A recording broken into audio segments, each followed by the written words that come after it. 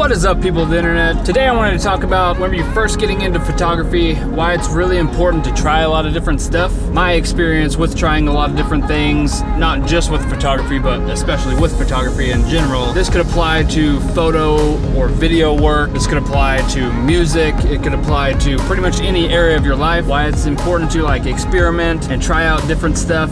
You figure out what you like, what you don't like. I'm on my way right now, heading to a photo shoot. I'm gonna get there, get this photo shoot underway, and we'll talk more about this in a little bit.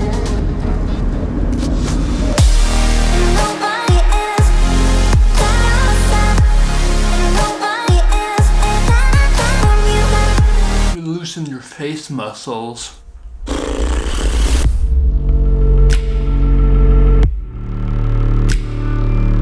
Alright, so I'm back home. I finished that shoot earlier. And the thing I wanted to talk about, like I said earlier, is why I think you should try a lot of different things, especially when it comes to something creative like photography, video production, music. I don't think there's any way for you to just get into something like you first pick up a camera, you start taking pictures of whatever's around you. That's a normal route, I would say. People get a camera, maybe you get a gift for Christmas, or maybe you just think you want one and you go out and buy one and you just start shooting. You shoot what's around you, which is your family, your friends, your dog, leaves, sunsets. You try out all these different things, taking pictures of your friends, family, putting yourself in all these different environments and stuff, and you start to figure out real quick what's exciting to shoot, what you prefer to shoot, what looks the best to you. Make it shift towards that direction. Normally, say you really like taking pictures of your family and friends, so maybe you start taking more pictures of them. Maybe you have them lean against things and kind of pose them up a little bit, get some practice in doing that, taking their pictures, and then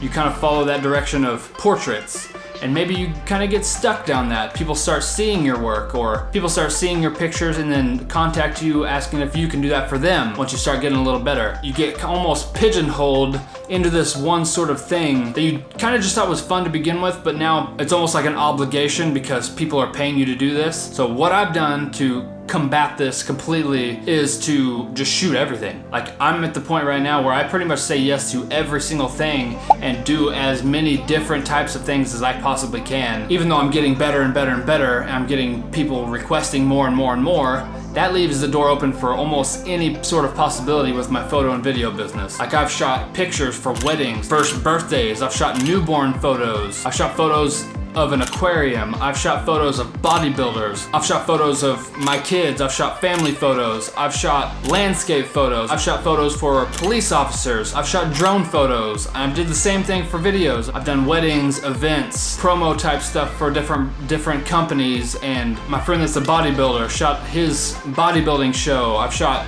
fitness type stuff, YouTube videos, music videos, pretty much everything that I can possibly think of or reach out and branch out and figure out as much as possible about how to do it and how to do it well. That's what I've been trying to do. I'm one of those people that if I'm going after something like photo and video or music, something like that, I go 150% in and I try to learn as much as possible in the shortest amount of time and get as much practice doing as many different variations of that thing as possible. Within about 2.5 years, I've made so much of a leap in the quality of stuff that I can produce and put out, the quality of editing, and I'm by no means saying that I'm better than anybody or that I'm the best or anything like that, but I've come miles and miles from where I picked up this camera, and that's just a testament to how much time and effort that I put into learning as much as I can, the practice, just putting in the hours and hours and hours and hours to get better at it. There's people that are gonna always start out and just have that natural knack for things, and I'm kind of like that with a lot of different things, and there's gonna be some people that kind of start out and they might need a little bit of help. You might need to reach out to someone and kind of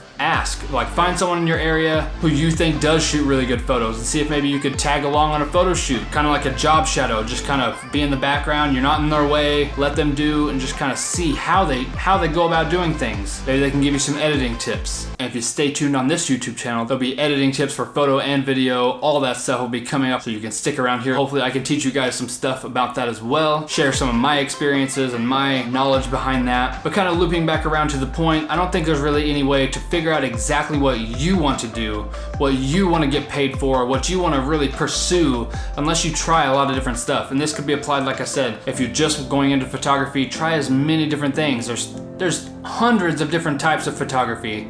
And even in those different types of photography, there's people that do things differently. So learn as much as you can from as many people as you can. We live in the golden age of the internet, which can be a very, very good place and it can be a very, very bad place, but there's a lot of information out there for free if you just go after it and look for it. If you want to go the video route, do the same thing. Learn as much as you can about frame rates, different cameras, dynamic range, microphones, lenses, aperture, how different lighting affects different things, how camera movement affects the mood of what you're shooting. There's so many different things to dive into and go after and learn, and that's how I think you've really come to a place where you know exactly what you want to do and keep pursuing and want to do more and more and more of. Maybe you're fortunate enough to get paid to do it along the way if you're good enough, or maybe you want to eventually work and get better at something to eventually get paid for it.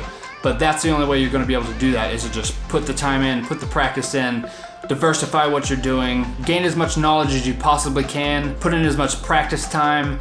Editing photos or video can make or break the whole project. Like, if there's one thing that I could 100% tell you, it's to spend time focusing on editing. You can over edit something or you can under edit something. We'll dive a lot more in depth into all the different stuff behind this coming up, but this is kind of just an introduction episode about diversifying your knowledge base, especially whenever you very first get started.